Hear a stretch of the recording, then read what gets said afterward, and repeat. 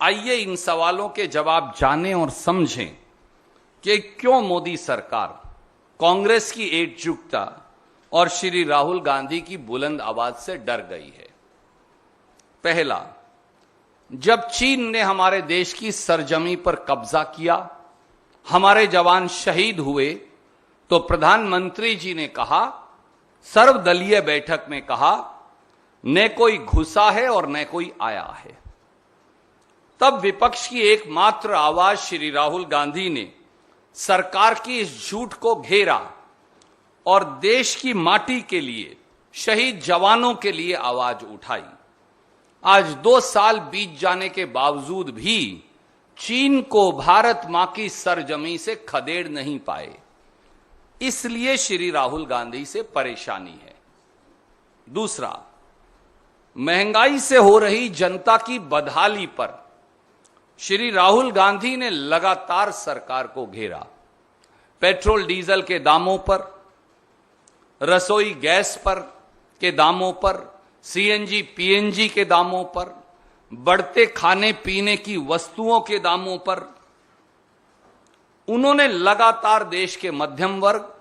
देश के नौकरी पेशा लोग, देश के गरीब, देश के दलित, देश के पिछड़े, देश के आदिवासी की आवाज उठाई और सरकार को घेरा, जिसका जवाब सरकार के पास नहीं, इसलिए श्री राहुल गांधी से परेशानी है। तीसरा, डूबती अर्थव्यवस्था और गिरते रुपये को लेकर, एमएसएमई की बदहाली को लेकर, छिनती नौकरियों को लेकर,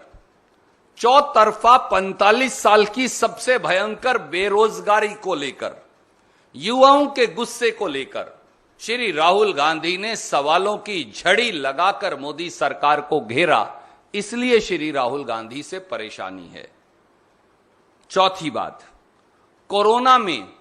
जब मोदी जी ने अपनी जिम्मेवारी से मुंह मोड़ लिया, उस समय श्री राहुल गांधी ने समय रहते न केवल सरकार को चेताया, बल्कि सरकार को देर से ही सही कार्यवाही के लिए, मदद के लिए मजबूर किया। जब सरकार कोरोना के टीके से हजारों करोड़ का मुनाफा प्राइवेट कंपनियों को कमवा रही थी, तो श्री राहुल गांधी ने सरकार को बाध्य किया कि टीकाकरण मुफ्त हो, जो करने पर वो मजबूर हुए। जब लाखों मजदूर हजारों किलोमीटर पैदल चलकर अपने घर जाने को मजबूर थे, तो सरकार को कटघरे में खड़ा करने वाली आवाज का नाम श्री राहुल गांधी है, इसलिए श्री राहुल गांधी से परेशानी है। जब लाखों किसान न्याय की गुहार के लिए राजधानी दिल्ली के बाहर 8 महीने बैठे रहे, जब मोदी सरकार उन्हें आतंकवादी और नक्सलवादी बता रही थी,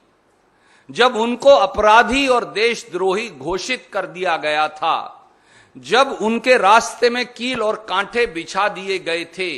जब 700 किसान कुर्बानी के लिए दिल्ली की सीमा पर मजबूर हो गए, तो ट्रैक्टर यात्रा कर, किसान और खेत मजदूर की आवाज उठाकर और किसान की संसद में देश के 100 सांसद ले जाकर श्री राहुल गांधी ने किसान के साथ कंधे से कंधा मिलाकर किसान की आवाज उठाई और सरकार को मजबूर किया कि वो तीनों काले कानून वापस लेने पड़े, इसलिए श्री राहुल गांधी से परेशानी है। देश में नफरत के माहौल के खिलाफ, भाईचारे व अनेकता में एकता के विचार के लिए एकमात्र आवाज जिसने सरकार की आंख में आंख डालकर कहा कि धर्मांधता और एक विषैले बंटवारे से ये देश और नफरत से इस देश का भला नहीं हो सकता, वे श्री राहुल गांधी हैं। उनको कटघरे में खड़ा कर दिया और बाद में फिर उन्होंने खिसियानी बिल्ली खंबा नोचे 2 प्रवक्ताओं को निकालकर माफी मांगनी पड़ी, इसलिए श्री राहुल गांधी से परेशानी है। प्रधानमंत्री जी, कभी आप एक प्राइवेट कंपनी के नुमाइंदे बनकर राफेल का ठेका फ्रांस में दिलवाते हैं और कभी एक प्राइवेट कंपनी का नुमाइंदा बनकर श्रीलंका में प्राइवेट कंपनी को बिजली का ठेका दिलवाने की सिफारिश करते हैं। श्री राहुल गांधी ने मुट्ठी भर उद्योगपतियों के नुमाइंदे बने प्रधानमंत्री से सवाल कर उनको कटघरे में खड़ा कर दिया, इसलिए श्री राहुल गांधी से परेशानी है। दोस्तों, क्रोनोलॉजी समझिए, देशवासियों क्रोनोलॉजी समझिए। मोदी सरकार ने बौखलाकर इलेक्शन मैनेजमेंट डिपार्टमेंट यानी ईडी के पीछे छिपकर आपकी सत्यनिष्ठा की आवाज पर हमला बोला है।